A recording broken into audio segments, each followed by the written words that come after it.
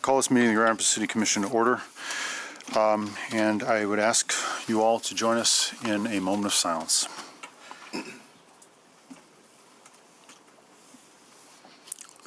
Please join us in saying the Pledge of Allegiance. I pledge allegiance to the flag of the United States of America and to the republic for which it stands, one nation, under God, indivisible, with liberty and justice for all.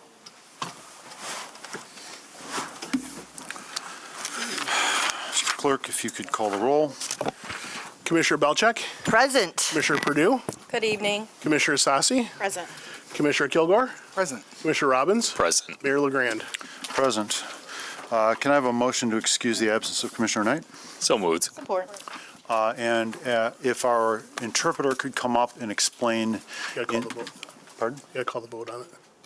Oh, I'm sorry. Yeah, I need a vote on that. All in favor, say aye. Aye. All opposed? Didn't think that would be contentious. If our interpreter could explain in Spanish that they're here to interpret from Spanish to English and vice versa for people who need it, that's the language that we provide interpretation services for. Oh, if you can push the button, sorry. Good evening. We are pleased to offer interpretation services this evening. If you would like to make a comment in Spanish during the public comments, I will be pleased to interpret it into English. And this meeting is also being interpreted simultaneously in Spanish. Buenas noches. Nos complace ofrecer servicios de interpretación esta noche. Si desean hacer algún comentario en español durante el turno de intervenciones del público, con gusto lo interpretaré al inglés. Esta reunión también se está interpretando simultáneamente al español.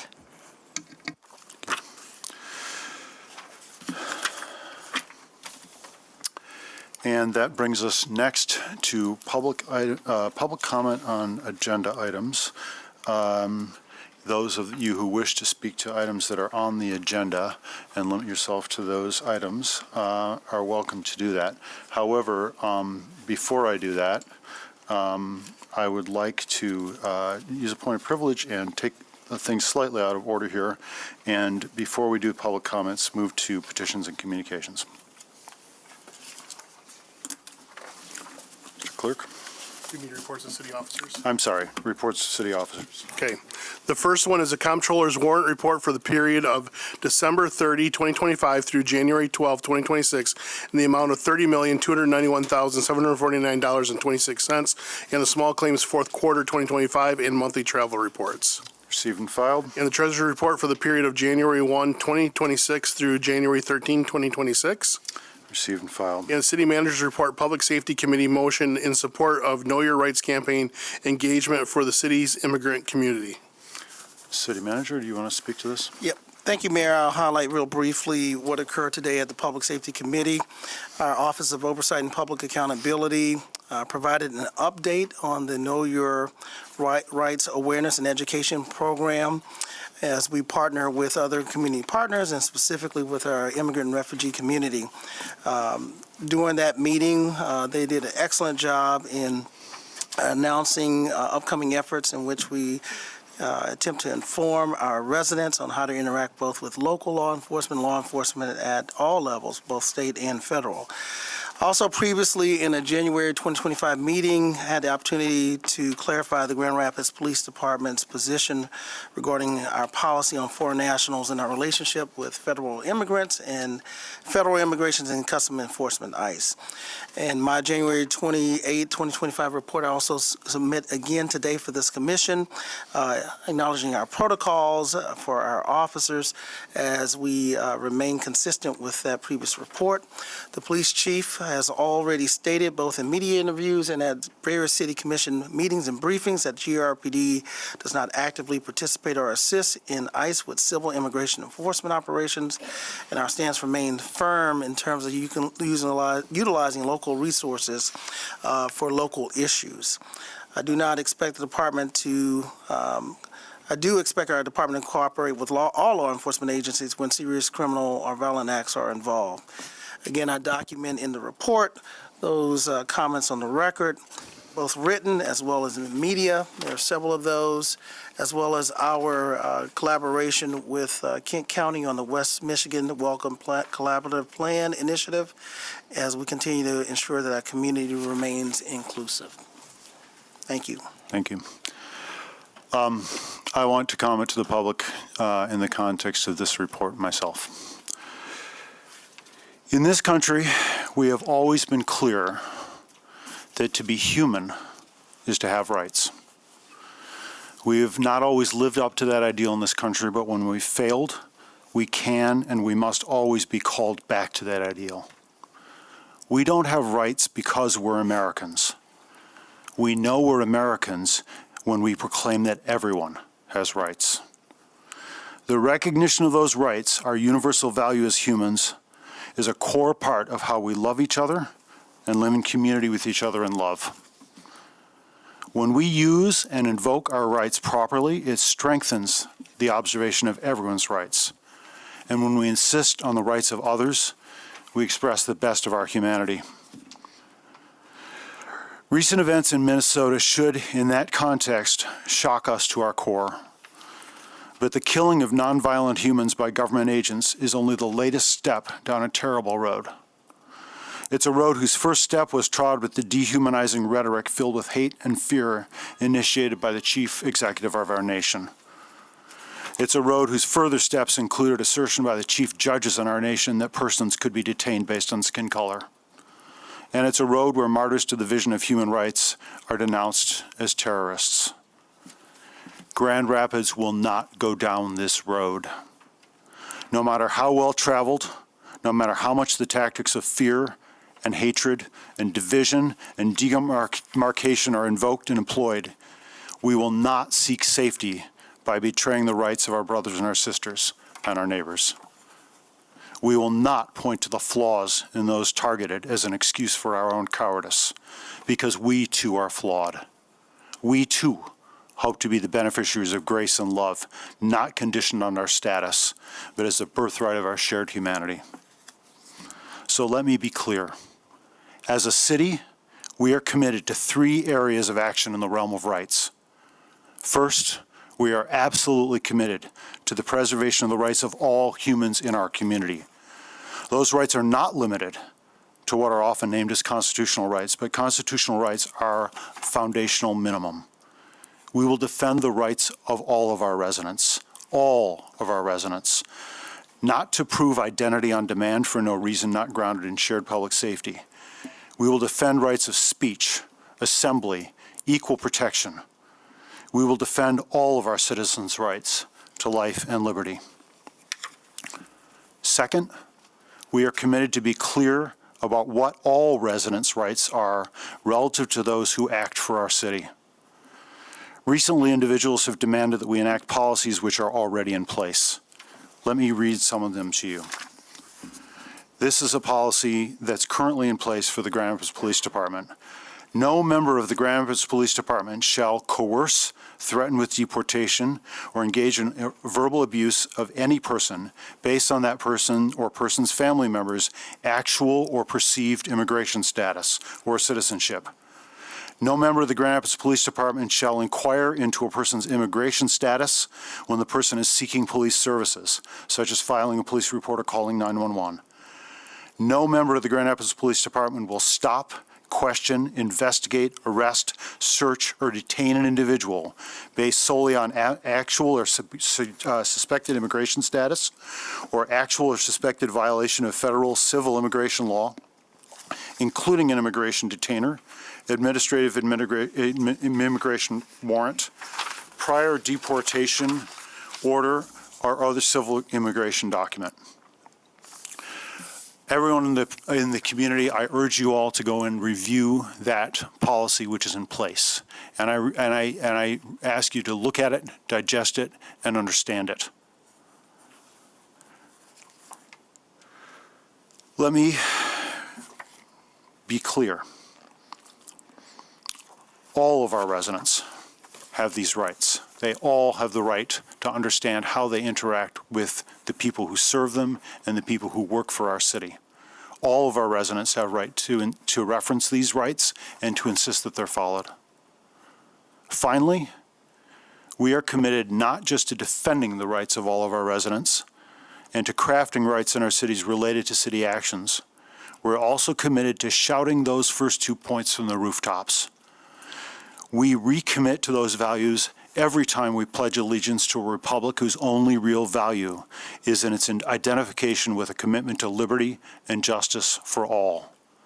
And so we will communicate those rights again and again to groups, to individuals, and we will not surrender. Thank you all. Now we'll move on to public comment. Mr. Jones?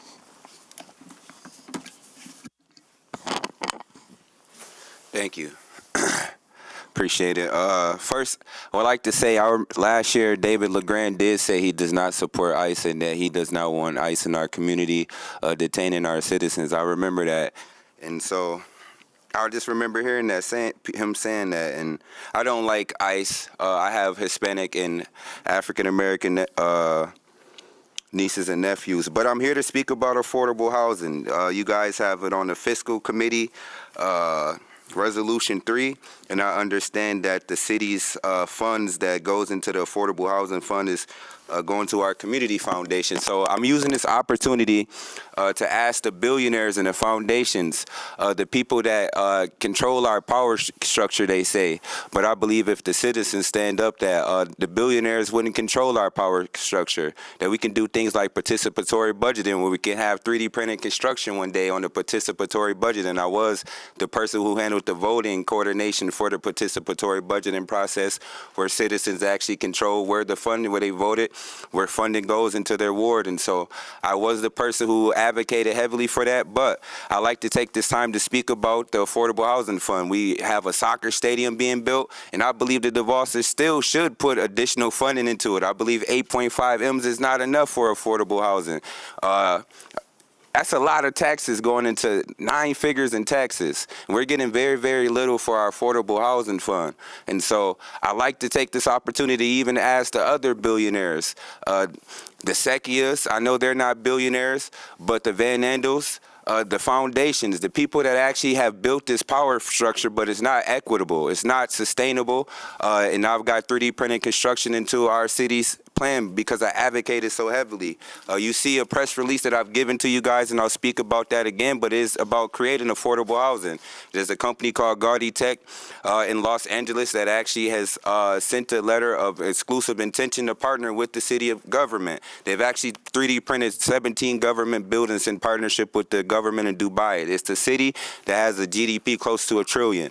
And so I believe that our city's goals and vision can be bigger and broader. I believe we can be better and innovative. As I heard Commissioner Yasasi slip up a little bit earlier and say Construction Inc., I heard that. And then David LeGrand, you talk about being experimental. I believe we should experiment on 3D printing Construction Inc. and actually 3D print truly affordable houses. I have some cost estimates where people actually 3D printed 3,000 square foot houses at $187,000. That's crazy, and that's in Canada. That was 100 houses that actually could be printed in 90 days.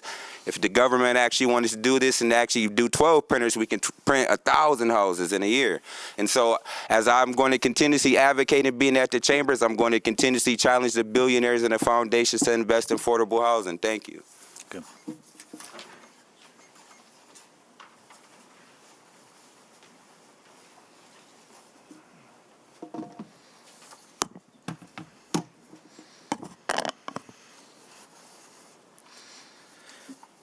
Good evening, Lucas, First Ward, speaking on Section 10.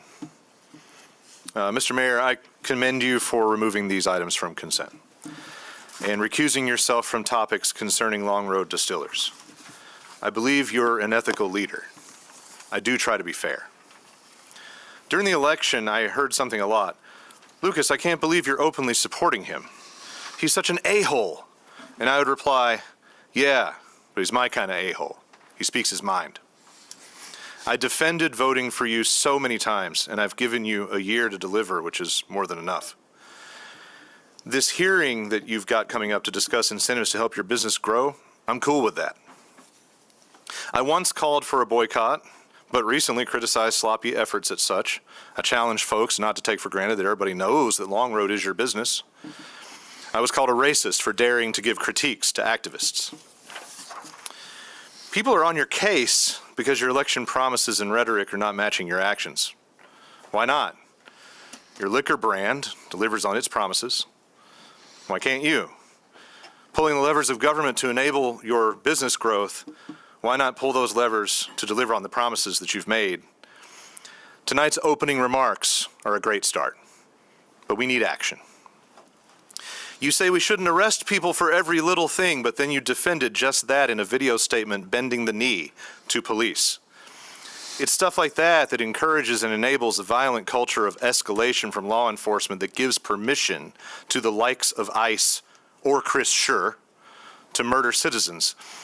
And the most financially independent and politically experienced GR mayor ever, maybe in history, you could flex your political muscle in this town against oppression from the oligarchy.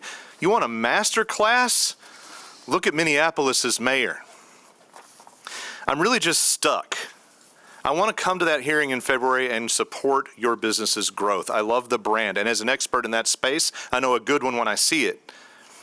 And when it helps the community that I also love, I want to work with this city, but this city can't seem to come off its high horse, get real, and take a stand for what's right, despite every opportunity to do so. Even making thoughtful and polite suggestions ruffles feathers, and I get told that we should be glad to have mediocre things rather than not having them at all. So I admit I don't know how to play your game. High school drama seems to be the core of West Michigan politics and activism, for that matter. I'm not content to just let you fall short, rising to critical times in history, but I will also support almost anybody when they do redeemable things like those remarks tonight. Nothing's black and white. Join me in the gray and grow up, Grand Rapids.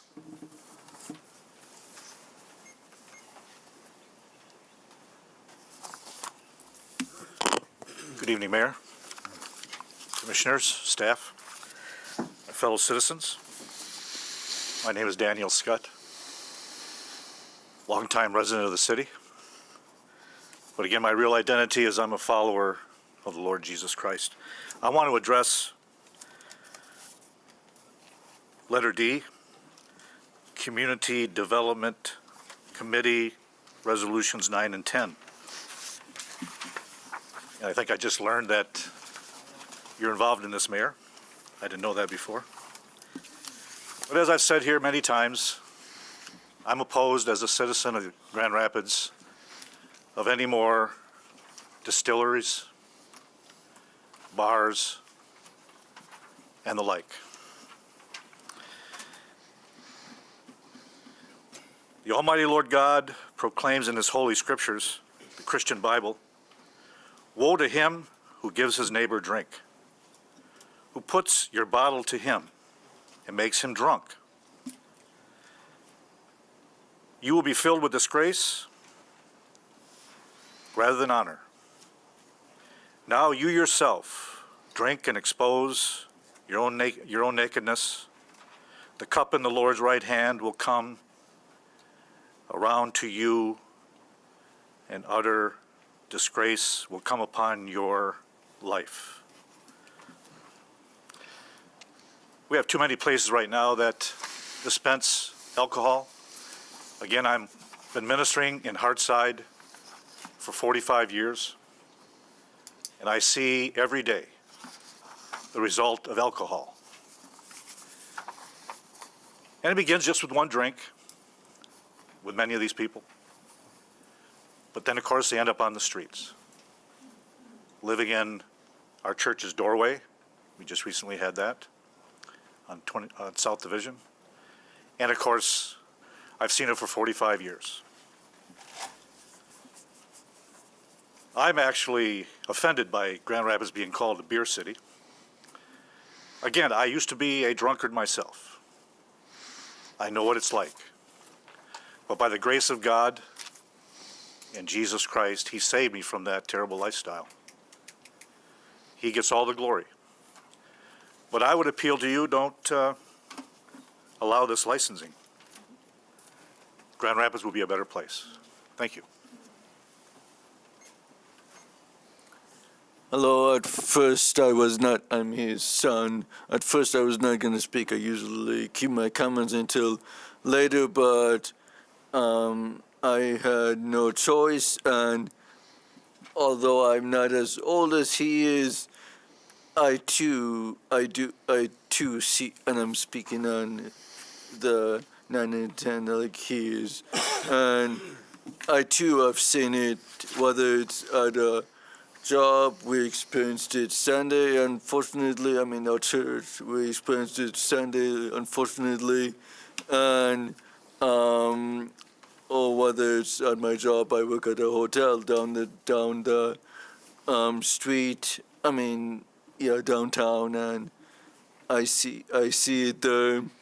And, yeah, the Lord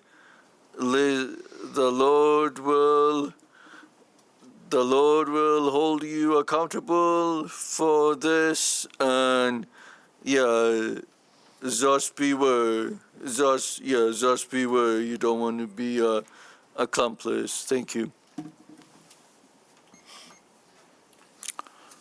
Seeing no further public comment, I'd ask that we move on to approval of the minutes. Can I have a motion? So moved. Support. All in favor of approving the minutes of January 13, say aye. Aye. All opposed? Motion carries. That brings us to petitions and communications. First one's communication received from Richa regarding a recent arrest. Received and filed. Communication received from Jason Corey regarding the public naming of the new soccer stadium. Received and filed. Communication received from David Williams requesting a zoning text amendment. Received and filed. And a communication received from Unspoken Crime Media regarding the appeal of FOIA PD-2025-3938. Received and filed. This brings us to our consent agenda, and these are items which either pass unanimously in committee they're items that passed unanimously from committee and were not pulled from that agenda by any individual commissioner. And as already noted in some of the public comment, I requested that 2 items be removed from this consent agenda, but I'll speak to those after we move on the remaining items. So can I have a motion to approve the consent agenda? So moved. All in favor of approving the consent agenda, say aye. Aye. Aye. All opposed? Motion carries. That brings us to items removed from consent. 2 items. These are related to a business in which I have an interest, and that is, of course, the definition of a conflict. And so that means that I'm not going to be voting on these. I am not going to be deliberating on them. And for the record, these are also things in which I've had absolutely no communication with any of my colleagues to this point, nor with any city staff. That's not something that normally people go to the trouble of pointing out, but as many of you know, I'm very, very careful, and as careful as I can be, to separate my business and my work for the city from my private operations. So I'm going to recuse myself and ask Commissioner Yasasi, we're in the new year. She is, to take over in my absence, and I will, you want me to turn off my mic? As you leave. Oh, okay. And I'm out of here. Thank you, Mr. Mayor. All right, colleagues, next on our agenda is items removed from consent. As previously noted, we have 2 items. They're companions, but we'll take them individually. So first is a resolution scheduling a public hearing for February 10th, 2026, to consider establishing an industrial development district for Long Road Distillers at 1750 Elizabeth Avenue Northwest. So moved. Support. Been moved and supported. Commissioner Belcheck, is there anything additional you'd like to add to this? Yes, thank you. This was discussed at our Community Development Committee this morning, and it is, as said, that we will be scheduling a public hearing for February 10th, 2026 to consider an industrial facilities exemption certificate for Long Road Distillers at 1750 Elizabeth Avenue Northwest. The expansion will enable Long Road Distillers, which opened in 2015 as the first craft distillery in the city's history, to then expand for additional distillery capacity and the installation of a canning line for ready-to-drink products. The expansion at 1750 Elizabeth Avenue Northwest is being completed with the intent of both expanding the production and the manufacturing for those things. The facility provides approximately 20,000 square feet of leased space by Long Road Distillers, and the estimated project cost is $679,727. The real property improvements for the project are estimated at $520,000 and also approximately $139,100 $139,125 in new equipment in order to expand. Thank you, Commissioner. Any questions, colleagues? Hearing and seeing none, all those in favor? Aye. Aye. Any opposed? That motion carries. And next, the companion is a resolution scheduling a public hearing for February 10th, 2026 to consider an application for an industrial facilities exempt certificate filed for Long Road Distillers for the stated amount of $680,000 at the previously noted 1750 Elizabeth Avenue. I won't, since this is a companion item, I'm just going to go ahead and call the question again. All those in favor? Aye. Aye. Any opposed? Item carries. And with that, we can grab our mayor and return to the regular schedule. Thank you.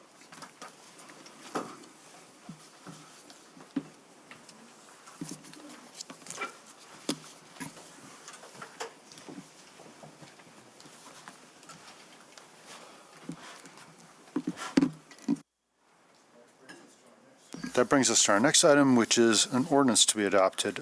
This is an ordinance amending Section 1 of the Budget Ordinance 25-11 for fiscal year 2026. Can I have a motion? Support.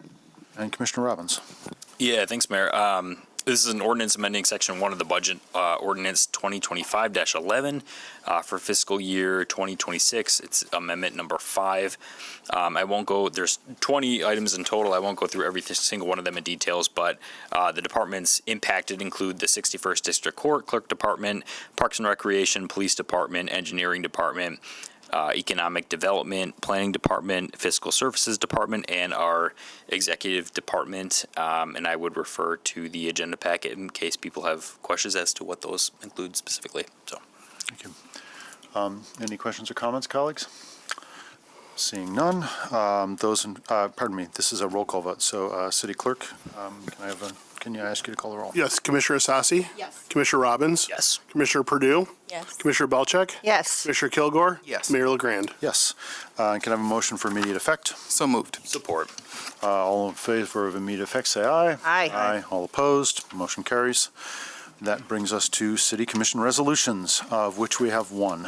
This is a resolution approving a settlement of a lawsuit that came out of an incident a number of years ago, and I'll pass that over to you. Let's see, I need a motion. So moved. Support. This is to resolve the matter of the settlement of Hodges versus City of Grand Rapids. Commissioner Sassi. Yes, thank you, Mayor. As noted, this is a long-standing suit, but it's a federal lawsuit that was presented to all of us in our closed session on January 13th of 2026. Settlement for this matter was recommended in the amount of $285,000, and there's an additional resolution that approves this detail. A reminder to all of us that this is still active litigation until this item is fully executed by both parties. Thank you. Thank you. And all those in favor of approving the resolution, say aye. Oh, seeing no comment. All those in favor, say aye. Aye. All opposed, motion carries. And that brings us to our second round of public comment for any item which you wish to be heard. Again, comments limited to 3 minutes. Please identify yourself and at least roughly where you live, whether you're inside or outside the city will be helpful. Mr. Jones. Hello, everybody. I stay in the Orchards. I was forced out of the house I live on Tamarack. My granddad died in that house. A lot of stuff happened at that house. I love that house, and I'm going to keep fighting for affordable housing and bad landlords and people that don't care about people living on the houses and sleeping under bridges. It was like -10, -13 outside. It was so cold that it was frost in my room. It was actually frost in my room. I should have took a pic and snapped it on, put it on Facebook, but it's crazy. But people sleep outside in these conditions. We have billionaires that are building stadiums and amphitheaters, and I feel like those billionaires and those foundations to give back, because it could creating housing and truly affordable housing could actually reduce crime. And I'd like to see, a community where we don't have an unhoused population like in Dubai. You can't actually sleep outside. They'll lock you up for sleeping outside. Did y'all know that? They don't have an unhoused population out there because people get caught sleeping outside. They get locked up. So I love for us to have the very high standards of creating affordable housing for everyone one day. I know that's a very ambitious goal, but I believe we can do it. I know we have the financial power here. I know we have the billionaires. I know we have very intelligent people here that can actually produce results and actually change things. I know we have a mayor that cares about citizens. And Alicia Marie, I'm looking to actually have you hands-on because in this press release, if you guys look at it, I actually have the engineer from Gaudi Tech come in here for 7 days to actually be sure that the 3D house is actually produced, that we actually successfully do this. I have very, very, very, very, very high standards, and I want to be sure that this actually is completed here. So if you look into this, it says that the city is, that Gaudi Tech is going to come here.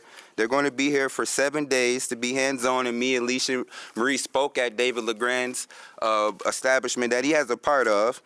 About her being hands-on 3D printing that house, and a bunch of Republicans, because they're also into this at the county level. I go speak at the county, at the policy. I'm usually there at executive committee before even the Republicans or anybody is there, honestly, because I'm that dedicated to actually change, to actually being sure that policies and, you know, bipartisanship actually happens, because I'm tired of the partisanship at the county level, because they have the financial power to change these things. And I believe that the Vosses and the Van Andels and the people that have these foundations and these big foundations and these funds should be truly investing into affordable housing into our community. We shouldn't be struggling. Our economy shouldn't be better. I shouldn't be going to events for coalitions for houses, unhoused people, and seeing that the highest population for unhoused people is African Americans and there's Caucasians right behind them. So I don't just do this for me or just African Americans or Caucasians. I do this for everybody. We're going to 3D print houses here. I'm going to be sure this is already in public record, but I'm looking forward to this. Thank you. Hal Fruit, Grand Rapids. Mayor LeGrand, I know one of your pet peeves is walkability in this city, and I kind of like to talk about that. A week before Christmas, we had a lot of snow here, and we're still getting a lot of snow. I called 311 concerning the sidewalks on Pearl Street and Fulton Street bridges. They were a disaster. And I filed a report with them. I asked for a tracking number or some way that I could call back and follow up on that. Well, a week after Christmas, I called back because I figured, it takes a while. It's a holiday. They'll get the sidewalks cleaned. So I called back 311. They had no way of looking up my incident. It was lost in the cloud. Or in the snow, in this case. So I made another phone call. I called the mayor's office, and I talked to one of your staff who happens to be sitting at that table. And he did a wonderful job. I won't mention his name. He knows who he is. He did a wonderful job. We had a nice conversation and said those bridges are low priority because we can't shovel anything because it ends up in the river. Well, the next snowstorm, they got plowed. They're plowed now. At least salt them, do something. So I found out the way this city works. Squeak loud, very loud. And if you complain enough to the right people, things get done. The problem is I shouldn't have to do that. So I'm going to leave it in the hands of this body to come up with a solution with 311 and to make sidewalks walkable, especially those two that transfer a lot of convention goers back and forth and a lot of people to the Van Andel Arena for events, and I'm sure they don't want to slip and fall.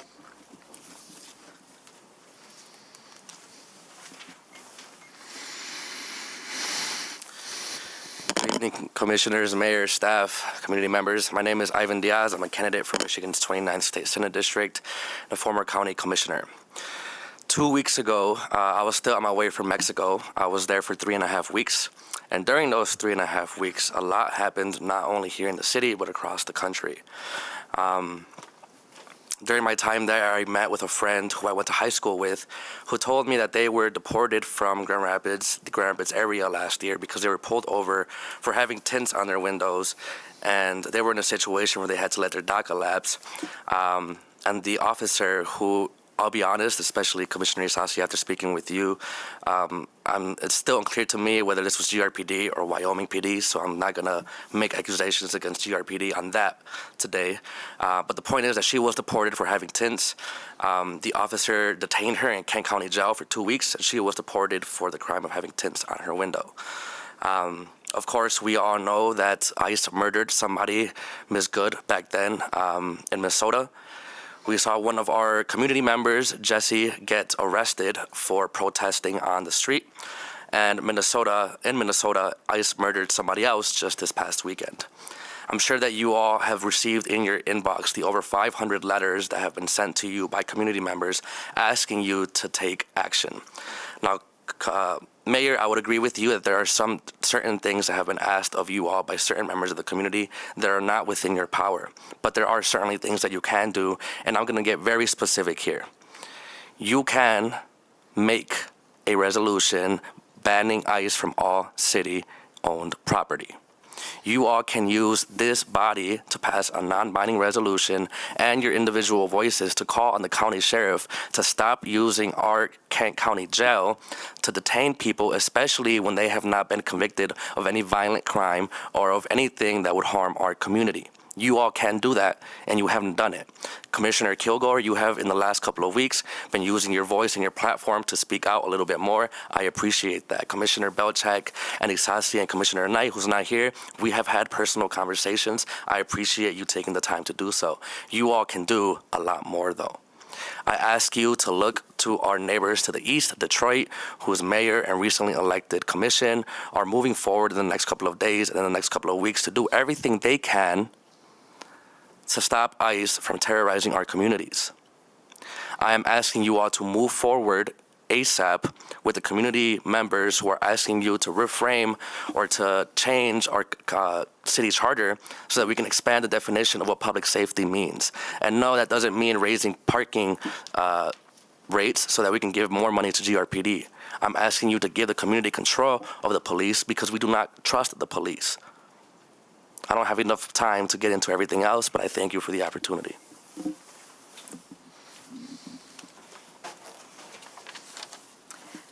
My name is Diana. I'm a resident of the 3rd Ward. I'm a lot of things, including a mom of a soon-to-be 6-year-old GRPS student. For some reason, most of you know me for my solidarity with Palestine and my work with Palestine Solidarity Grand Rapids. It's really imperative to know how Palestine and Grand Rapids are related right now. I have long worked towards collective liberation, and I sent the letter that 500 of us sent to each of you saying, here's 4 different things we could do. The reason that we sent those letters is there is a connection between police and ICE. They are not separate entities. I'm asking each of you to use your position of power to explore real change that we can enact right now. We've given you examples. You can bring about your own ideas. Move this issue to a vote. I appreciate the comments that the mayor said at the beginning of this meeting. Marshall, you have said a lot. You've used your voice. Yasasi, I know that you have had conversations as well. We need more at this point. I will also include the direct attack on political activists that has happened. You know, Jesse's arrest going viral really showed what's been happening. I will share with you that in May of this year, I was in front of the courthouse where Christopher Schur was on trial. He murdered somebody, and that's really jarred our community for a very long time. So while I was in front of the courthouse on the sidewalks, in a really, really confusing moment, all of a sudden we were being circled by the GRPD. I was being pushed with bikes, and a woman who I was next to was grabbed, a black woman, was grabbed, thrown to the ground, and they began arresting her. She had a lot of health issues. We were trying to communicate with her. We didn't know why this was happening.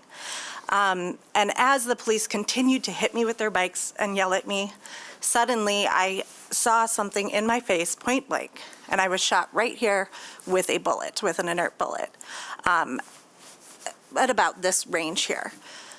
She was taken to jail. 2 months later, I received charges. I received charges in the mail.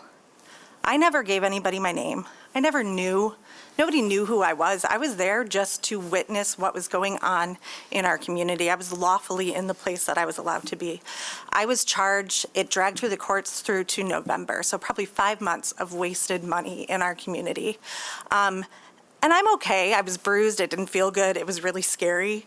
But that's what happens. I was targeted because I wear this all the time, because I come and I speak. And the GRPD put me through a system. They traced my face. This is what they're doing with ICE. I'm running out of time. There's a lot more to say. I'd be happy to share my experience with you, but these things are connected and we have to do something about it.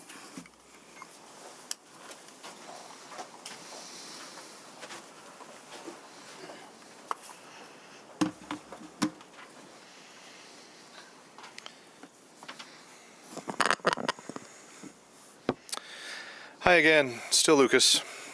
Mr. Washington, I think you often confuse disrespect for your choices with disrespect for you. Yes, many people who come here have moved past any respect for you. I actually do respect you.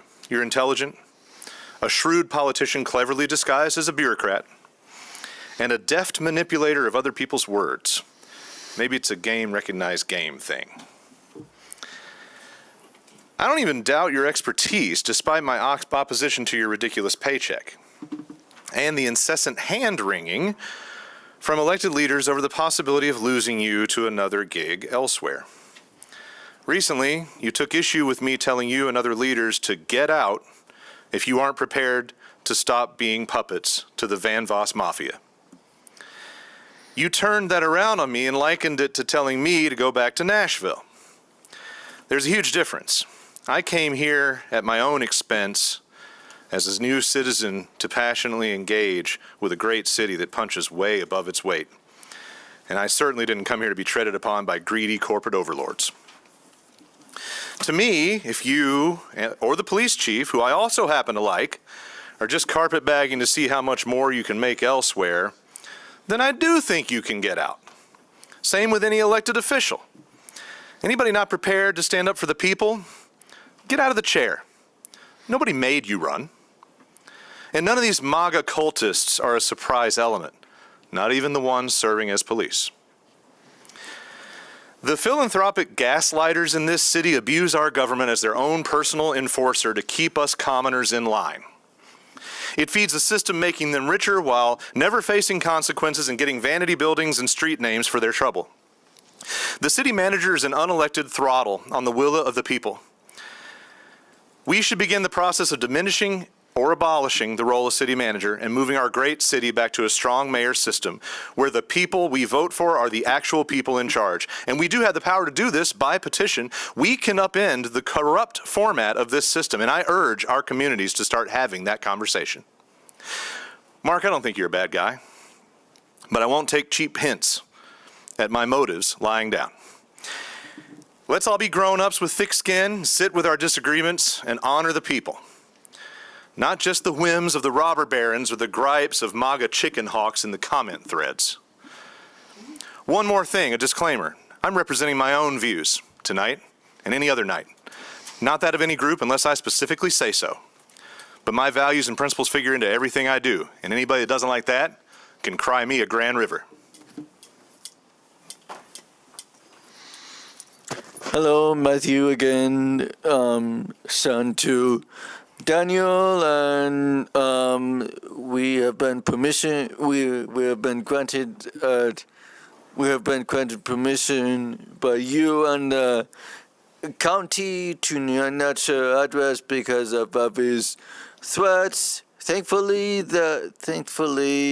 we have not received any threats lately, and I would have loved to be at the vote, but like I said, the Lord will hold you accountable, and unlike others, He does not forgive and forget, and He used to wink at sin, but not no more. He's coming back after His enemies, and no one can stop Him, and no,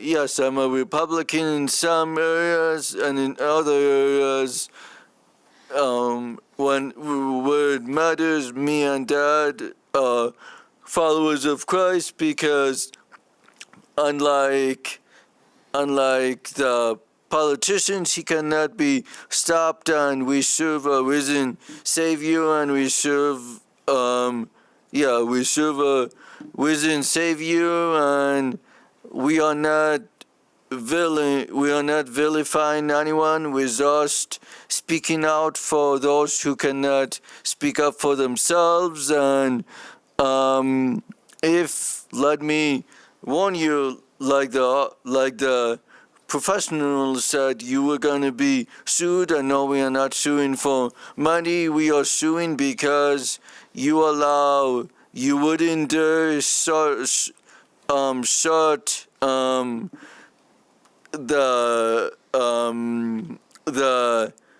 you wouldn't do sort of BLM or the other communists, so why try with us? And you will be unsuccessful, because even you may say no amplification, but we will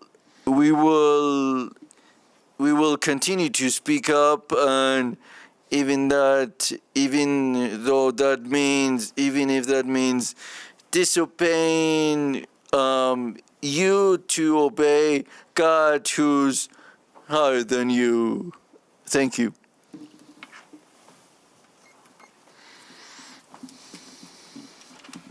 Good evening. My name is Graham. I've lived in Grand Rapids for 3 years, and it's definitely been some of the best 3 years of my life.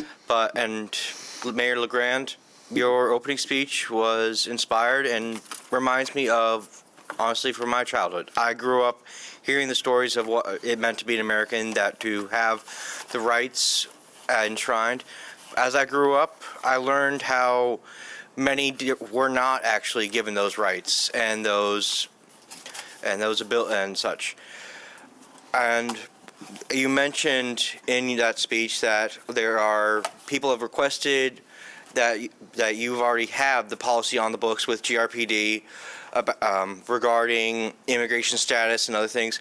My only question is, it may be on the books, but is it enforced? Is it actually held up? Because I've heard too many stories of GRPD and working with ICE, working with other groups to discriminate based on perceived immigration status.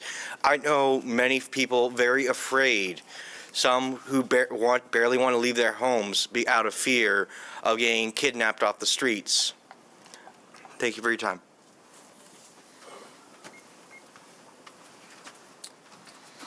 Good evening, Ned Andre, 3rd Ward. I come here to parallel the situation in Minnesota. A lot of folks have spoken about ICE here tonight, but here in Grand Rapids, Michigan, the black community, the poor community, the LGBT community, the indigenous community, many people in the city of Grand Rapids experience that same treatment that we see ICE in Minnesota. It's happening right here on the streets of Grand Rapids by GRPD. This summer, my life was nearly taken by GRPD in an incident in a Walgreens parking lot where no crime of any kind had been committed. When the Grand Rapids Police Department shows up, they escalate, they antagonize, they incite, they aggravate, and they make the situation dangerous. I'd like to propose that we transform GRPD, that we transcend law enforcement. The very word force is built right in. GRPD is here to force the law.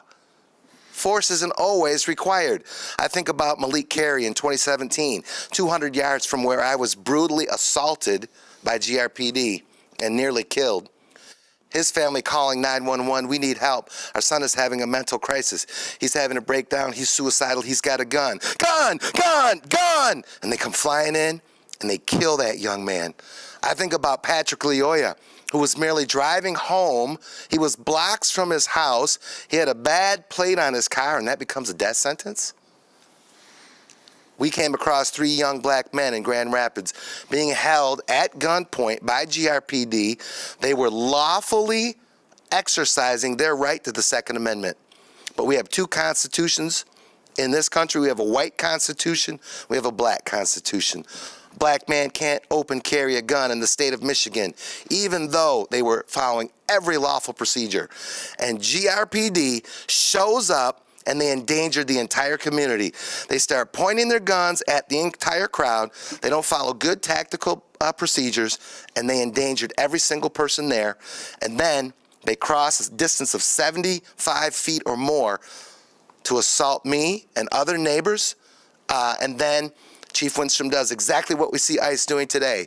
When they say this young woman who was killed by ICE was a terrorist, the nurse was a terrorist, Chief Winstrom gets on TV and he says, Ned Andre is guilty.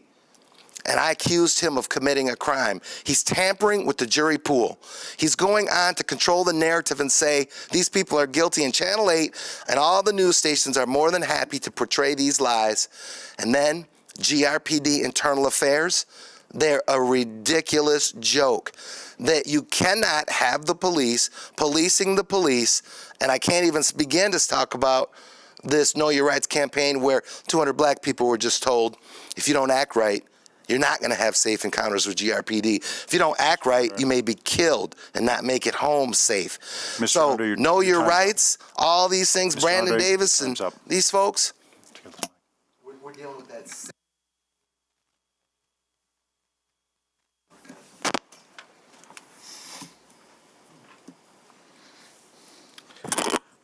Good evening.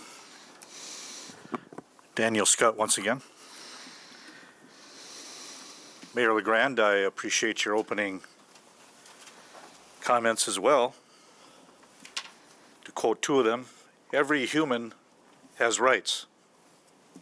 Quote, we must defend all of our citizens. The Holy Scriptures declare life begins at conception. And as I've said here many times, and others have said it, those precious little babies being torn apart at 425 East Cherry and within Corewell Health and within Metro Health hospitals are just as much of a citizen as you and I are, whether you believe that or not. I did want to commend those of you that voted against silencing the Christian message at 425 East Cherry. Appreciate that. And those of you that voted for that, I am sorry to hear that. I did learn by doing a little research that Mayor LeGrand, you're funded by Planned Parenthood, right there on your website. And also Commissioners Yasasi and Knight, you've been endorsed by that blood cult. I don't know if you've taken any money, but the website said you've been endorsed by them. So maybe that's what it's all about, your voting. Because every baby that's murdered there, Planned Parenthood gets $600 or $700. Even more than that when they sell the body parts. And I want to remind you and everyone, 100 precious, innocent babies are murdered every week at 425 East Cherry.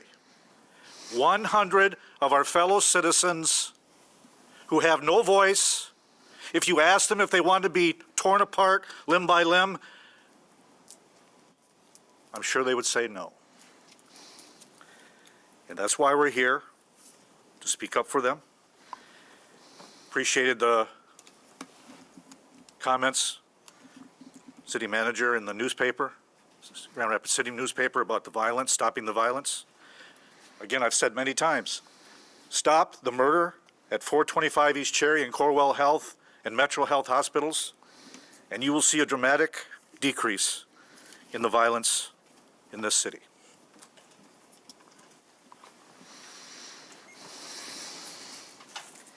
Hi, my name is Libby, lifelong resident of Grand Rapids, currently in the Second Ward, or pretty much always have been in the Second Ward. To the mayor, I do appreciate your words at the beginning of this assembly. However, I want to point out, as somebody else did, that policy is only as good as enforcement of said policy. I see a lot of the police and the city coming out with, we have policy, but policy is also up to interpretation, and we see that being used a lot to excuse behavior that is not excusable. I came out tonight because I wanted to address the arrest of a young woman on January 3 with Channel 13 cameras rolling. I take issue with this whole event. First, why do this while the cameras are rolling? It feels to me that it was an attempt to intimidate us. Hey, if you come protest, you might get arrested. Why else would you do something like that while the cameras are filming? Second, why even arrest somebody for blocking or impeding the roadway?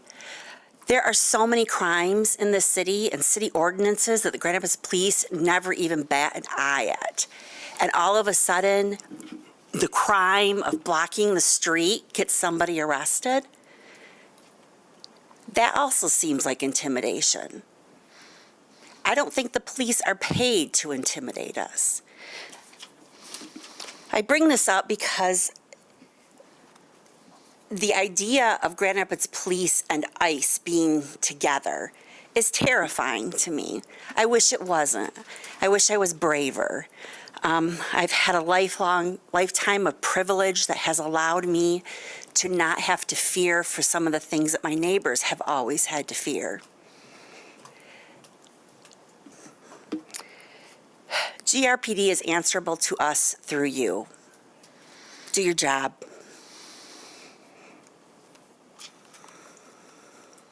Create and enforce ordinances that protect us and not them. If they can't work for us, why are they here? Why are we paying them? And if you can't enforce the policy, why are you here? Just with a few minutes of time, I want to have an Anne Frank quote that a lot of people know. Terrible things are happening outside. At any time of night and day, poor, helpless people are being dragged out of their houses.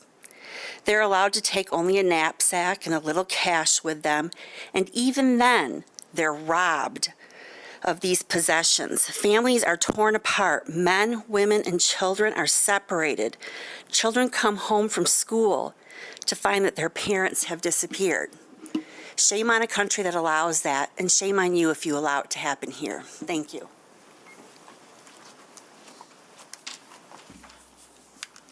Hello, my name is Shannon. I'm a resident of the 3rd Ward.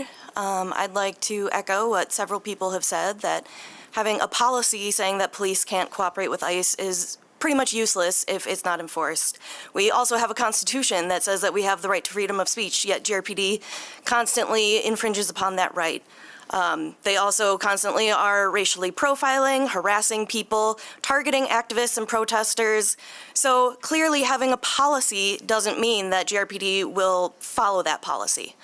That policy needs to be enforced, but clearly the police are not held accountable to you. They're held accountable to themselves and to corporate interests.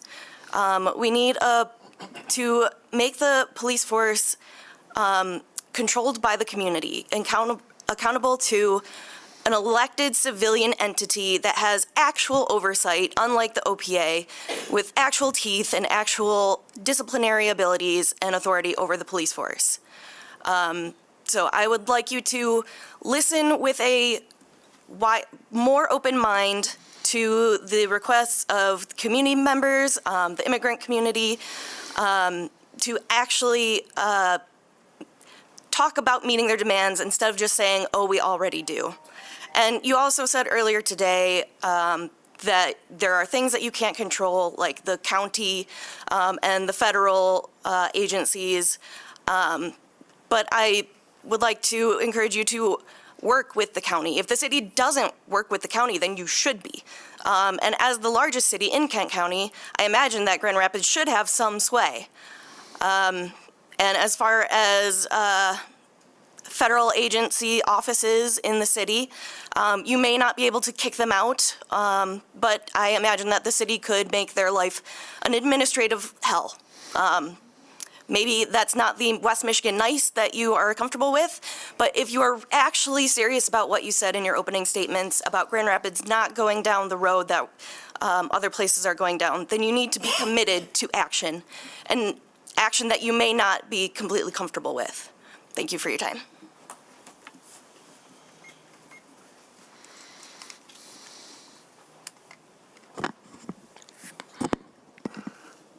Hello, friends. Mark from Grand Rapids.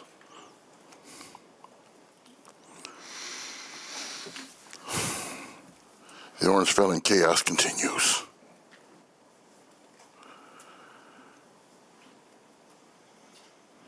You have an individual, a VA nurse. People can say, well, he was brandishing a gun. Well, guess what? He wasn't brandishing no gun, which he was permitted to carry under Minnesota law. He was witnessing these ICE agents basically trying to do an attempted gang rape on a woman. People are afraid to say it, but I'm damn sure not going to say it. I'm damn sure not. He comes to intervene, gets her away from the situation. They turn on him, and they go after him like wild dogs going after a piece of meat. Yanks his legal firearm away from him and gets offed 10 times, probably more than that.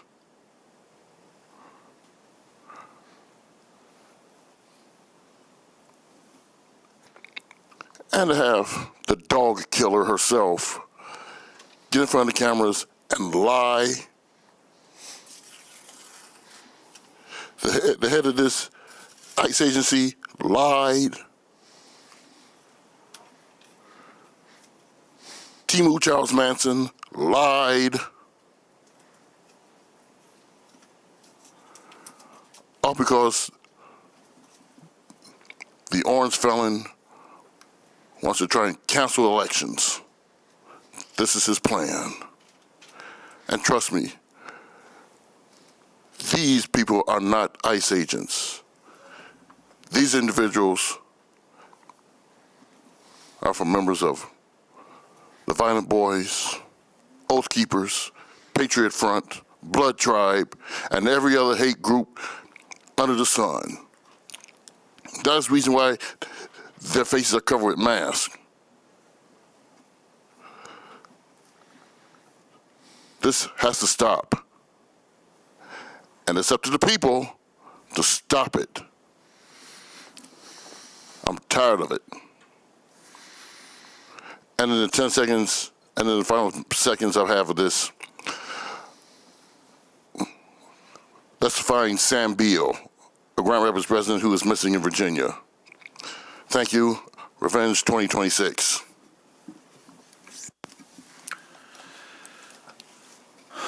Colleagues, I assume you want to go last, Commissioner Robbins. Commissioner Kilgore? I'm going to let Commissioner Belcheck go first. We always go to the left first. Do I lean that badly? I'll defer. Commissioner Belcheck. Wow. Okay.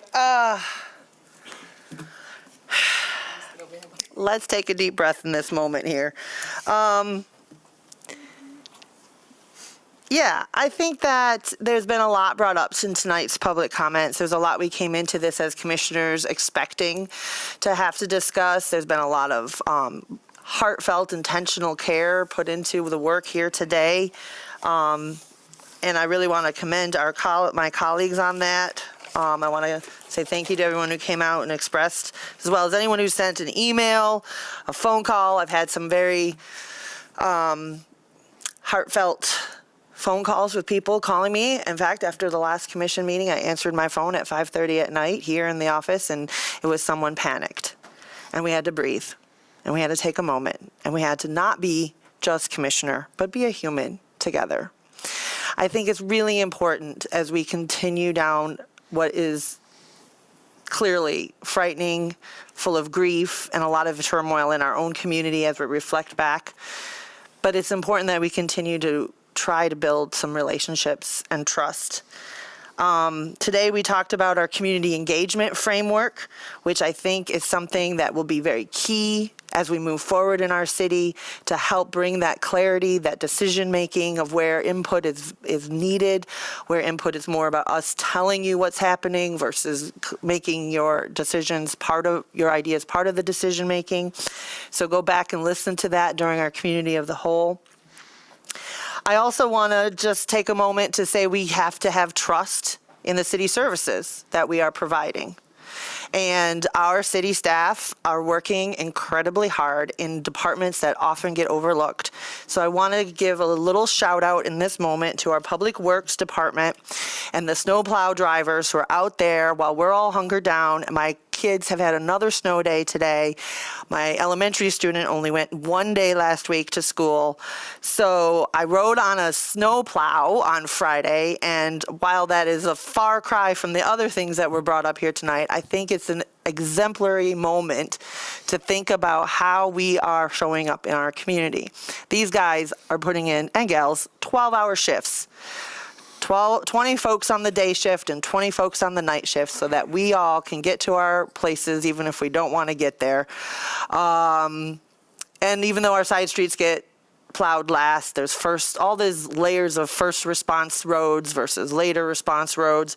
But just think about that, and this is my own public safety request. When you're in that plow truck, and they're playing joystick video game around your car because it's piled up with snow, remember, they could skip your side of the street altogether. So they didn't, and let's move our cars. I also want to commend our 311 folks. I heard somebody bring up 311 today. I had the opportunity to sit in and tour, so to speak, that department, sit in on the calls, listen to how they're responding. These folks are on probation for 6 months before they even consider becoming like a real person, so to speak. They're doing a fantastic job, and I can assure you that if there is a question, we are working on it behind the scenes with better systems, better ways to look up how things are being tracked, and how we can report back to you all. So I just want to reflect that we can build trust, even in turbulent times.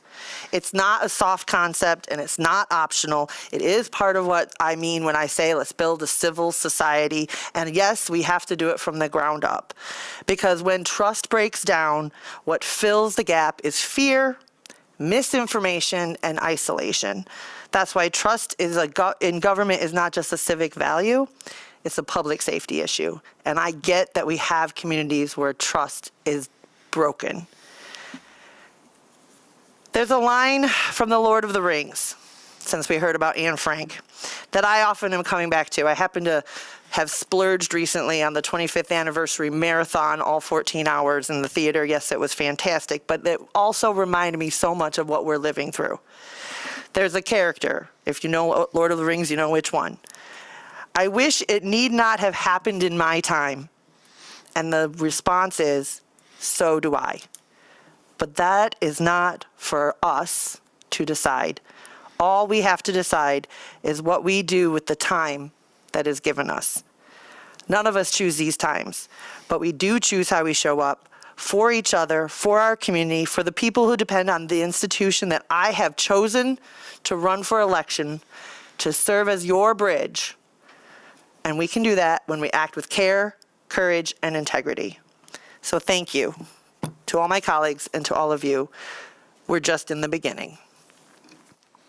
Commissioner Perdue? Thank you. Good evening, everyone. It really is great to see all of you here. Earlier this month, we celebrated Martin Luther King Day, and I got the opportunity to be a keynote speaker at a local event. And so I did quite a bit of studying and just refreshing and looking at original words of Dr. King, and so much of it felt so relevant to now, as many of you articulated today. But there were two things that he talked a lot about that I think are extremely relevant today, and why I'm even more thankful to hear all of you, and that is his emphasis for us to express our discontent. He said, express your discontent. And he talked about, it really was the courageous protests, right, that shattered the myth of the black Americans' discontent in this country.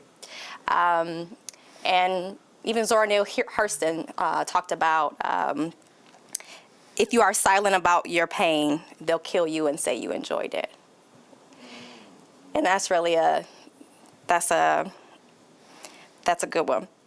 So I say all that to say that it is just so important for us to express our discontent. And I'm not here to tell you what to be discontent about, how to express it, but just how important it is to keep speaking and to keep expressing that. What I heard tonight, some of your discontents that I heard tonight, certainly our concerns with our individual rights, our desire and our expectation to be treated fairly, to be treated justly, and to be treated with common sense, and your ask and all of our desire for good, strong leadership that is reliable, that has integrity, that is trustworthy. So I want to let you know that I heard that from you, and it certainly is always my goal to act in that way. King also talked about we have to, he talked about political alliances, but not just political alliance in general. He said we have to master the art of political alliance. Master the art. And I think particularly in this moment with so much discontent, so much disruption, so much grief, so much pain, so much harm, it's all the more important for us all to work to master the art of political alliances, to work towards achieving the things that we believe in. So I want to emphasize that tonight, and also just we all understand the great responsibility we have in this moment, every single one of us, to show up in these challenging moments, in these divisive moments, in these deciding and defining moments. So with all of that, I'm going to continue to focus on our local work. I'll continue to speak up and stand up on the things that really align with my values and where I believe is best for our cities to go, and to work that in a way that works for our people, our neighborhood, and in a way that we can share progress. And I'm also committed to staying connected to you. So I've talked a little bit here before about online engagements that I do on a regular basis. This year I want to make sure we don't miss one. And so we're starting tomorrow, and typically the last Wednesday of the month, 30 minutes online, 6:30 to 7. I ask you to join me for Let's Talk Third Ward, for updates on wins, what's coming up, details about our decisions. We can go into a different type of two-way conversation and detail that we're not able to do up here. And if you've been to those, you know how valuable that time is. And if you haven't, I encourage you to join. It's not restricted to third warders. A lot of what we talk about is relevant for the city, but certainly we'll focus on what's happening on the southeast side of town. I think that's really all I have tonight that I wanted to make sure I share. I really appreciate seeing you all. I think it's important to continue expressing our discontent. I have much of it, and I also want to make sure that we take care of ourselves and our neighbors in this time. And I hope to see many of you tomorrow so we can talk further on the things that you brought up tonight, as well as what's coming up. Thank you. Commissioner Sassi. Thank you, Mayor. Thank you, everyone, for being here today, and colleagues as well as staff. Appreciate the work as we've been looking out here into a little snow globe. And I don't know what it's like outside right now, but I think it's been, as some of the sentiment from some of you that were here and some of you who have already talked up here, the thing that keeps striking me is, what is our role in this time? Thank you, Commissioner, for making that space. I think that's really important. You can hold a lot of things both at the same time, be excited about seeing a colleague or seeing somebody here, a win, but also feeling very overwhelmed and frustrated in these moments. And so I think back to a couple weeks ago, of a situation where there was a report of ICE in our community, and somebody had called me, another colleague had called me, and I called the mayor, called city manager, and, you know, we find out that it was a different operation. And so in that, nobody was wrong because the fear was there. The fear is very raw. I have family members who the fear is very raw, and, you know, you're like worried about them being in Texas, but maybe I should be more worried about them being in other places. And so what I kept thinking was that it's really my job to try to remove that intuitive thinking of, I trust this person, I know this person, this thing is happening, and my job is to be a critical thinker during this time. That doesn't mean that I don't believe people, that doesn't mean that I don't recognize the fear, but I need to sort of work all the steps back, and critical thinking is actually a framework to understand and how to make these decisions. And so, you know, that's kind of what I'm holding, I think, because, you know, Mayor jumped on the phone with me, called the person, worked through it. And but we get it. People are definitely afraid. You know, Ivan, I guess I'm glad you're back from Mexico, but you know, stay off the Facebook, bro. No, but I appreciate you always like looking for that space and that conversation. I do think this is what I would say. A lot of discussion was brought up about policy. Our job is policy making. So if the policy that we make you don't like with, agree with, that's fine. But this is what we've decided to do. It is also our job to ensure and is enacted. Quite honestly, the policy that exists, specifically the foreign national policy that was noted, is because policy was broken. It was before any of us that were up here. Well, you maybe were up here, but you weren't a policymaker. And right on the heels, and it was something that actually was city manager's one of the first things he worked on. Unfortunately, we had to deal with it before, and we have this in place. And so I would urge anybody, no matter what it is, if you believe that that has been violated, please, please, please report it. Because, and thank you, you know, Ivan, for saying that. That was my question, is like, what is this? What are all these things? I need to engage in that critical thinking, because if this is happening, I think, you know, I'm not going to speak up here for everybody, but I want to know that. We would certainly want to know that. I think city manager wouldn't want to know it. I think the chief would want to know it, et cetera, and et cetera. And so that's the kind of space I'm sitting in right now, which might not be, it's just, I think that it's the framework that I need to really focus on at this time. I also think, you know, there's conversation about the Know Your Rights campaign. Thank you, city manager, for bringing that up. My comment was we need to have more in different spaces, and not, you know, and if there's other people, I've seen a lot of our local attorneys, particularly in the Latino community, coming forward to hold some of these meetings forward, because we know it matters who the trusted messenger is, right?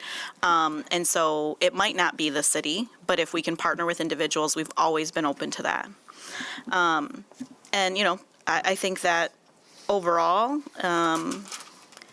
you know, our communication with GRPS, our communication with the county, that all exists. These are all entities that we're regularly communicating and connecting on. So I just wanted to share that, and, you know, just hope for continued efforts where people are looking out for each other. If there are things that we need to continue to be aware of, let's talk about them in, at least for me, in a way that I can critically examine that and then follow up accordingly. Because again, that's really where I'm viewing my space right now. Thank you. Commissioner Kilgore. Back to me, thank you. So thank you all so much for joining us today. I think this moment is incredibly important. Earlier today, we experienced a heartbreaking tragedy in the 3rd Ward where a homicide took the lives of 3 people. We don't have many details just yet, but I think we must continue to name this loss and stand with the affected families, and my heart truly goes out to them. And I think it's good that we're coming together to truly reject violence of all forms in our community. And because of this urgent situation, we weren't able to really connect with the chief today at Public Safety, but we did continue the important conversation about accountability in our city's policies, including our foreign nationals policy, which I've been very clear and vocal that ICE is an agency that causes real harm to communities. History shows us that harm should not go unchallenged here in America. So many folks have brought up Nazi Germany, but I encourage folks to go back further and look at slave catchers. And in Boston, folks in the community fought back so hard and really rallied to where Boston was basically declared a zone where the government knew we're not going to be able to just throw our weight around and cause violence and extreme harm to community members.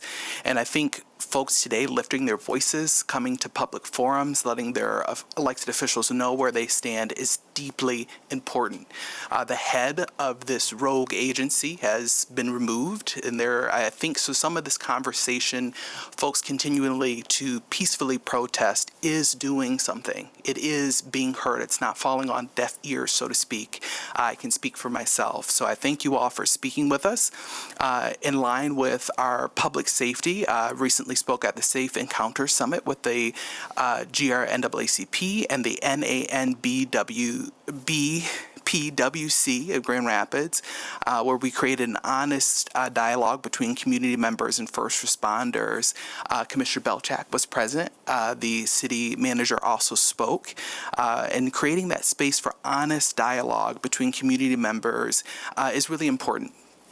We also know I've been zeroed in and want to continue to lift up the new funding from the state with the Public Safety Trust Fund, $500,000. We passed some things today to allow for new positions for the GRPD, which is wonderful, but how can we now use the money that the state allocated specifically for community, for what community needs are? So please continue to share your thoughts, your ideas with us to use that money that are community dollars effectively.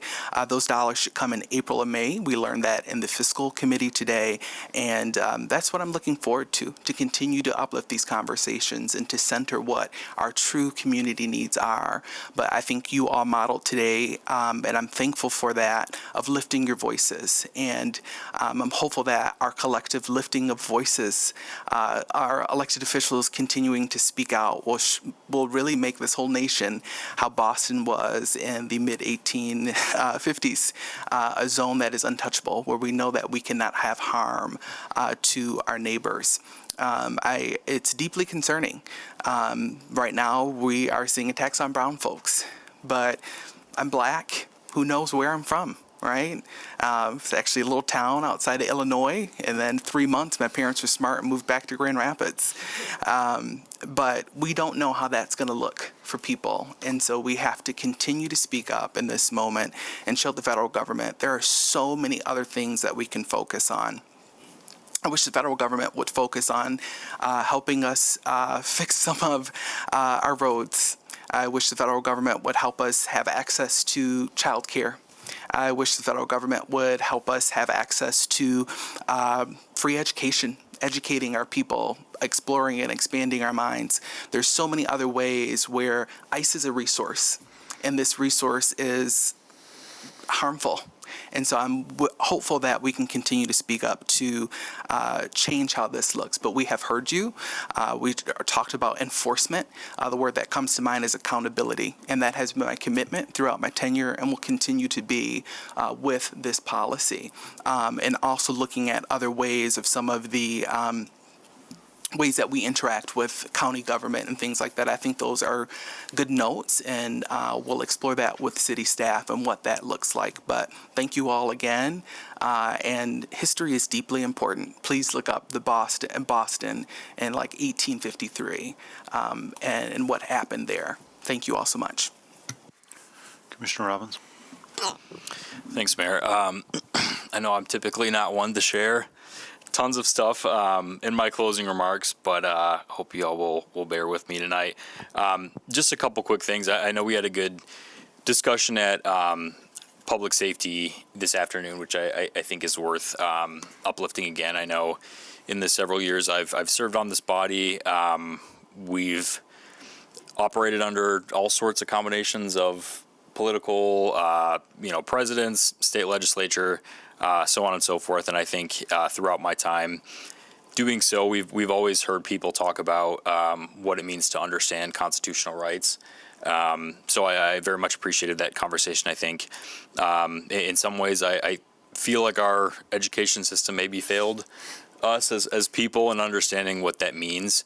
And so just happy to see the city taking strides in intentional efforts to make sure every single individual, regardless of age, knows exactly what their constitutional rights are. Like I said earlier, our Constitution is the bedrock of our civilization and democracy, and so it's, I think, incumbent upon all of us to go out of our way to understand and take heed of the resources that we have to understand what that means for us. So I'll leave that at that. Second of all, I did want to say thanks again to Madam President Isasi. This morning, I thought I could get away with another winter without biting the bullet and buying a snowblower, and that was not the case. This winter it bit me very hard this morning, so appreciate the collaboration there and stepping in to tap in for me and subbing in there. So wanted to make sure that was known. And lastly, wanted to share a bit of a personal announcement before we adjourn tonight. Some information that will impact my service on this body. Our next City Commission meeting will be on Tuesday, February 10th, which will actually be my last. I'll be out of state for a planned work trip on behalf of my full-time job for the second meeting of February, which is on the 24th. And when I return home to Grand Rapids, it is my intent to submit the necessary filing paperwork related to another race, which for the sake of campaign ethics, I'm not going to go into the details of that specifically from this capacity. But as many of you know, that does require that I have to resign from my current capacity as a city commissioner, which is very bittersweet for me. So my last day on this body will be Friday, March 6th, which I hope will give ample time to work with Mayor LeGrand and my first ward counterpart, which I have utmost confidence in, on a transition plan that leaves the city and the commission in the best place possible, which of course is my number one priority.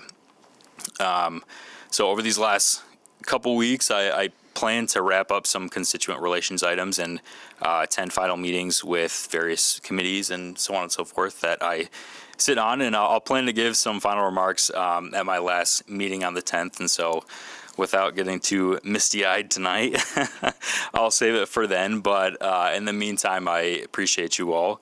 And if you have any questions in the meantime, I'm happy to answer them. So feel free to reach out. Thanks. Thank you. Mr. Clerk? Well, welcome to, we're almost done with the first month of 2026, which is hard to believe. So we had some discussion about some elections now and various other things. So it is not too early to make your plan for the elections of 2026. We have candidates in the room, and candidates that are out there that have been out there a long time. Statewide candidates changing from running from one race to another. So it's going to be 2026 going to be a very, we always say this is the most important election, but the next election is always the most important election. And so make a plan for that. So now's the time to check your voter registration, make sure you're registered, at the correct address that you're residing at now. So go to michigan.gov/vote. Just make sure that you're all up to date. If you want to get on the absentee list, you can sign up for that there as well. There is not, excuse me, knock on wood, there's not a plan for a May election, but the next election will be a primary election August 4th. So make your plan, and then if you want to see what's happening locally, you can always type in elections on the city's website to see what current election things are going on, just to make sure you're up to date on everything that's going on election-wise. City Attorney? Brief thank you and appreciation to Commissioner Robbins. You've been a pleasure to work with. I wish you all the luck in the future, and thanks for your diligence and always being prepared and asking good questions along the way. Thank you. City Manager? Thank you, Mayor and Commissioners, for your work. Let me also start by acknowledging the hard work of Commissioner Robbins. It has certainly been a pleasure to work with you and to be part of some of the things that we've accomplished together. And so I'm looking forward to your final remarks. And so I won't get too far ahead of it, but certainly on behalf of all the city staff, we certainly appreciate the work that you have done for your ward in our city. I also want to thank all the employees who have been working very diligently throughout the storm response. Commissioner Perdue had expressed the importance of expressing discontent, and certainly I, like everyone else here who believes in our democracy, believes in the First Amendment right of freedom of speech. And this is the 250th year founding of our country, and it was founded because of that right to discontent, to express discontent. But I also believe in expressing appreciation for people who are doing good work and helping our city, our community move forward, and not painting with a broad brush all the things locally that are happening nationally. And so we have a lot of hardworking city employees who spend hours away from their family, late nights, weekends. You're seeing some here, the plow drivers that you mentioned, also the police officers during the storm. They were doing wellness checks in the snow to make sure that, and not enforcing crime, but doing actually wellness checks, getting out of their cruisers, going to check and make sure that there were not any people that were stuck in those frigid conditions, as well as our firefighters and all of our city staff. I cannot express how much I appreciate the work of those staff that have been part of keeping our community safe and moving forward.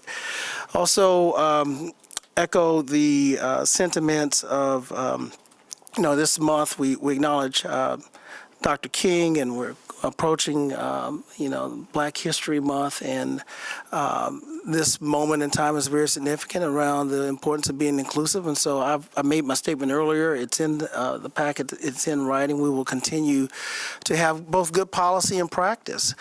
And I too, as Commissioner Sassi said, I'm interested in knowing whenever there is incongruence in both, but that is not what the experience has been regarding that specific policy about foreign nationals. And I know we hear claims frequently about what our role is in cooperating with ICE, but I have yet to find that to be the case. And so lastly, I will say, as part of my appreciative comments, one of the things I pride myself in is being surrounded by good professionals. And also, we call ourselves a welcoming city. And so that means being welcoming to every member of this community, but it also means being welcoming to my staff that's part of this community.